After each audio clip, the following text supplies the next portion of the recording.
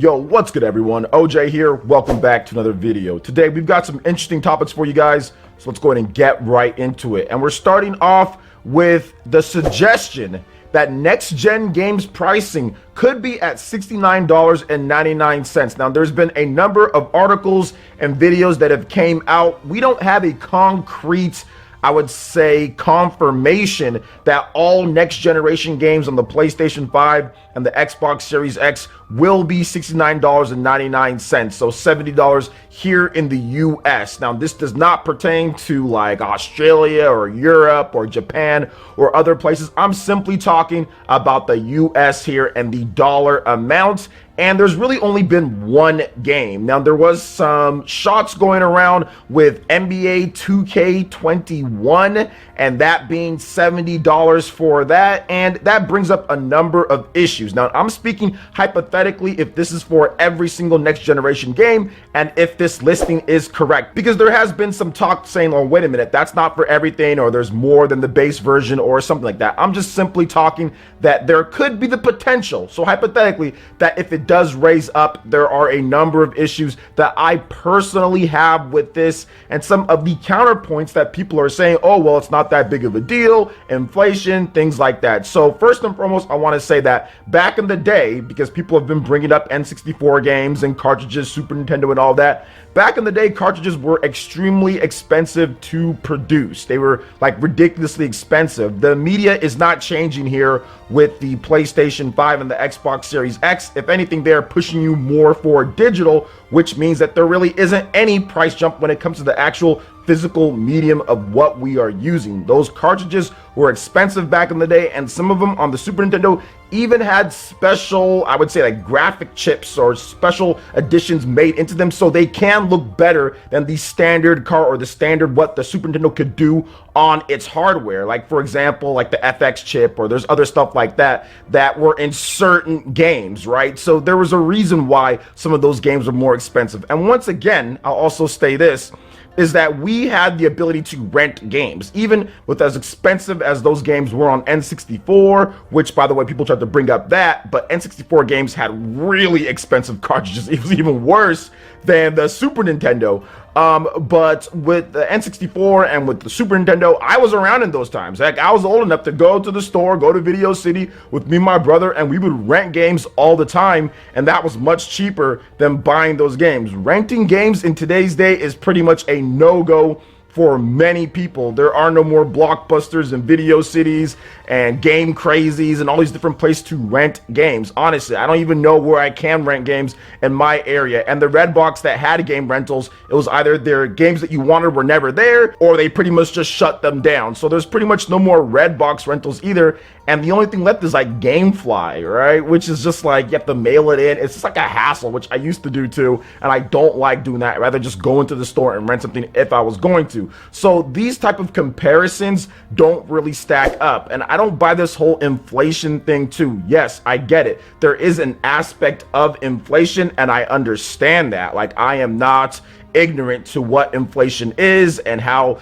things technically, I guess, were cheap or whatever the case is, but that doesn't put into account like the microtransactions and other stuff that has been put into games, selling games in parts, DLC, all this type of stuff, which we didn't have back then. And once again, combined with renting games, it was a much cheaper solution for many people to play games, whereas in today's day, you don't have that as much, or you have to simply just wait. And I think that's the biggest thing that I've talked about quite a bit on my channel, is simply waiting. You can just wait and the games go down in price. Now, here's what I see from this. If games do jump up to this $70 tier or whatever, you're going to see a lot more people wait than buy the game day one. In my opinion, I think we're going to see that, because this is not the time to be raising the price $10. I don't care about inflation or anything like that. This is definitely not the time with the pandemic and people not having as much work and stuff like that. So I understand where that comes from with the inflation thing, but I saw articles, I think it was Take-Two, or I forgot who exactly it was. I'll make sure I have a link or post it on the screen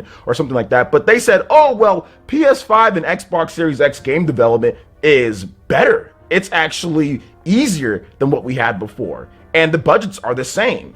And the media's the same. And you're pushing digital. And you still have microtransactions.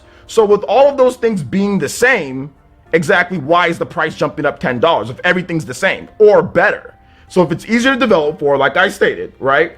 If it's being pushed digital, okay, so it's not about the actual physical medium that's causing prices to go up or not. So development is easier. The systems are easier to develop on. Costs are about the same, like you guys stated. Why is it $10 more? So I think that's the biggest issue that I have, because nothing from any of these developers have indicated that there needs to be a $10 price jump, whether there's inflation or not. Nothing has indicated that. So I think maybe what they should do is reduce some of these executive salaries from the millions of dollars that they make, filter that down to the developers and to the consumers, and keep on doing your microtransactions or whatever the case that you guys already have been doing to justify the $10 increase in price or whatever the case is, or extra development costs. Just keep on doing that like NBA 2K has been doing that. But I just don't think there's any need to really jump the price by 10, in my opinion, based off of all the information that we do have at this point. Now, once again, this could be completely wrong, and this just could be something that is not the case. And I hope it's not. I hope games all around aren't like $70 for the big budget games or whatever the case is, because we are seeing stuff like smart delivery. So CD Projekt Red has given us a full, apparently next gen version of Cyberpunk 2077 for free with the smart delivery. And we're also getting like a smart delivery thing with, what is it, Marvel's Avengers. You're also getting the PS5 and the Xbox Series X version for free. So, I mean, if it's so much more of a development cost and there's issues and all that, why are they doing smart delivery? Why are these other things being introduced? I don't know. To me, I don't see as big of a gap as we've seen before in the past, which caused with the physical medium, with the graphics being increased and all different types of different hardware, completely different from what we got before. So that does increase things. The PS5 and the Xbox Series X are essentially the same as what we got, but with SSDs inside there and a little bit more power. And even we're looking at with like the Xbox Lockhart, which would be a lower powered next generation system, so the development costs are the same there too. It's higher there. I mean, no, man, I'm not buying it right now at this point, but we're gonna have to wait and see what's going down. So what do you guys think about this? Let me know in the comment section below. All right, and moving on to the next topic here, we do have a new rumor that there could be a Nintendo Direct this July. So it's always kind of weird with these type of things, right? Like, I don't like reporting on these too much, which I've kind of laid off on it just because there were so many reports of the rumors and stuff like that back before we got the March, I think, Nintendo Direct Mini, and they were wrong on multiple things, but this one seems like it could be happening here. So let's go ahead and go over some things. Plus, there's been some stuff that I've been hearing. I've been watching my fellow content creators talk about how Nintendo has some surprises, or there could be some announcements of different games. So maybe it fits in what is going to be going down for July. So apparently there will be a new Nintendo Direct in July. Now, there's a dude named Kelios, a webmaster at Pokekalos, and the person who correctly predicted the March 2020 Nintendo Direct before it even happened at Nintendo Soup is writing. Now, he has came back with another prediction here. He has claimed that on Twitter, a Nintendo Direct is coming in July 2020, and the supporters of him say that he said he should be trusted because Kels has real sources. So we will have to wait and see whether this is correct. And you guys can see this here. It was Jeffrey Grubb. Shout out to my boy Jeffrey Grubb. He was on the Spawncast the other day with us.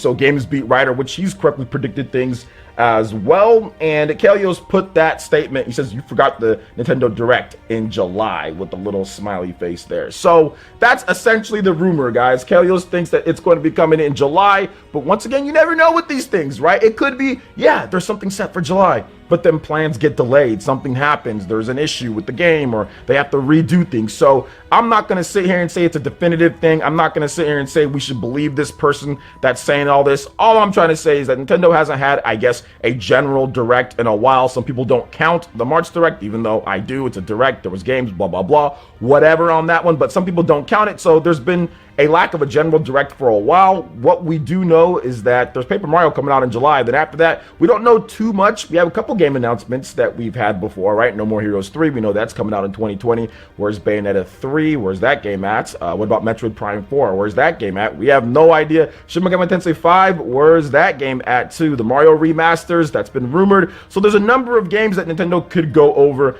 in this Direct, and I think people would be happy. But yeah, I think July or August, something like that, there will be a Direct when there is a Direct. Do I know when the Direct's going to be? No. But when they feel like doing one, it will be out. When it's ready to go, they'll talk about it here. In the meantime, I'm trying to do my best to actually clear this backlog of games that I have, and Paper Mario is coming out, Ghost of Tsushima is coming out, and to be honest, this is the most productive that I have been with beating my games in a very long time. So I'm glad that we're not getting bombarded with a million different announcements and games all over the place, because it's actually giving me some time to play through the games that I buy for the most part, like day one. Like, for example, The Last of Us Part 1, I beat that game. Last of Us Part 2, beat that game. Left Behind DLC, beat that. Going on Xenoblade, going to beat that. I mean, there's a lot of stuff that we're actually doing here. You know what I'm saying? We're getting stuff done this year. So we'll see what happens. But I think that Nintendo should have a pretty strong second half of 2020, in my opinion, starting off with Paper Mario coming out on July 17th. So what are you guys' thoughts when it comes to all of this here? I'd love to hear in the comment section below.